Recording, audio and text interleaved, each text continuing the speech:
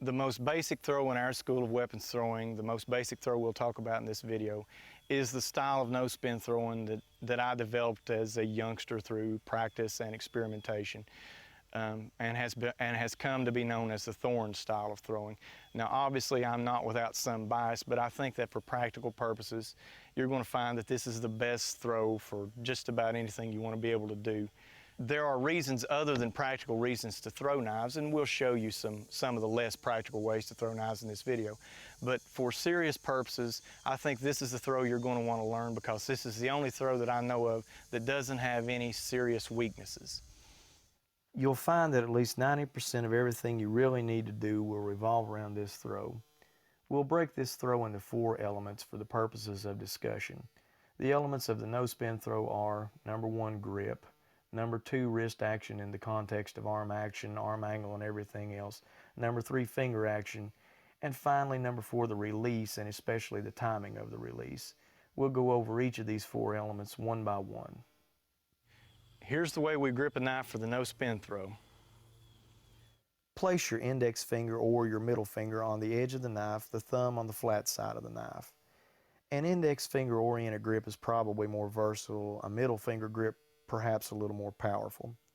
Do not put the very tip of the thumb on the knife, just the inside of that area of your knuckle, so that you won't be tempted to squeeze tightly on release. You have to have a relaxed grip and a relaxed release, not clenching or tight. The butt end of the weapon is at about the center of your palm, maybe just a touch higher. This is best described as a cupping grip.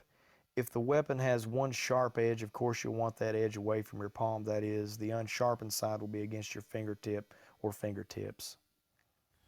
The second element of the no-spin throw we'd like to talk about is the wrist action. And this is the main way that we differ from other styles of no-spin throwing.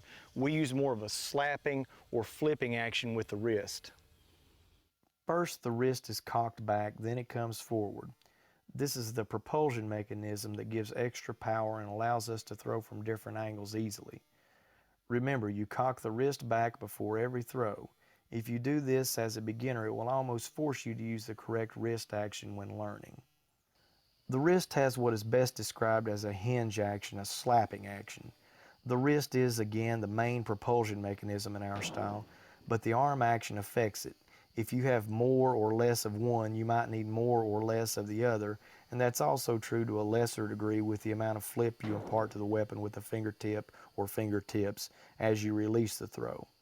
The wrist action and the use of a scooping, sliding release are more important than a precise grip. The third element of the no-spin throw that we like to talk about is the finger action. We use a finger action where you lightly stroke the handle of the knife on release. This is a wiping, sliding release where the fingertips gently brush the knife as it slides naturally out of the hand. This helps to straighten the weapon for its flight pattern. You will learn to use a light wiping motion with the index or middle finger to adjust the knife, and again, according to how much wrist flip and how much arm action you're putting into the throw, you might have to use a little more or a little less finger action. However, don't obsess over this or even be conscious of it as a beginner, because remember, there's not a fine level of dexterity needed. Otherwise, I couldn't do things like this easily. The fourth element that we'd like to talk about of the no-spin throw is the release, and especially the timing of the release. This is something you really have to teach yourself through practice and experimentation, because the release timing is different for every throw. The release is typically more of a sliding release, more of a gradual action. Release is a little earlier than with a ball. It's a scooping or slinging action, something like the way you would scoop up a handful of snow or sand and sling it. The weapon begins sliding out earlier than beginners tend to think, and the wrist is being flipped as the knife is released. This is the key to understanding release. Timing in the context of your arm, wrist, and finger action, and the balance of the knife and the distance and the angle of the throw and everything else. The main thing that you have to do is to observe why you're missing and to make adjustments so that you won't miss. Remember, if the knife is hitting with the point up, that generally means that you're not flipping your wrist hard enough or you're releasing the knife too early. If it's hitting the target with a point down, you flipped your wrist too hard, or maybe you released the knife a little bit too late. Watch how the knife hits the target. If the point hits up, release later or flip the wrist harder. This type of impact is less likely for beginners, however, and will probably only happen if you're using a release that's too abrupt, that is more of a shuriken style pushing release, from a range that is too close to the target. If the knives are spinning forward and hitting the target with the point down, you need to reduce spin.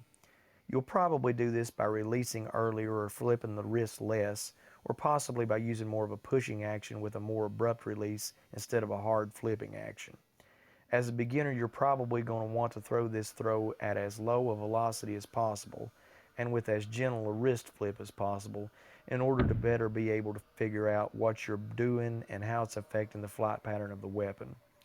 You have to experiment a little, and you need to be able to visualize what's happening with weapons even as you're throwing them to understand what's happening and then visualize the corrections. Eventually, corrections will become second nature.